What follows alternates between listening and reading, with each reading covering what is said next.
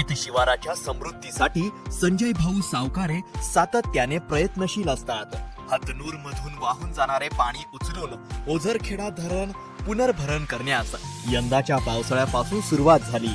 ओझरखेडा साठवण तलाव पहिल्या टप्प्यात यंदा 30%, तर पुढील वर्षी 70%, असा एकूण 100% पूर्णपणे भरला जाईल. ओझरखेडा धरणातून 541 कोटी खर्चाच्या पाईपलाईनद्वारे परिसरातील शेकडो हेक्टर जमीन ओलिताखाली येणार आहे. यामुळे जलपातळी वाढून शेती संपन्न होणार आहे. शेतकरी कष्टकरी दीनांचा त्राता, मातांचा भगिनींचा बंधू पाठी राखा, तरुणांच्या स्वप्नांना देई जुवारी. आपलं एक मत आपल्या हक्काच्या माणसाला. संजू भाऊंच्या कमळ निशाणीला.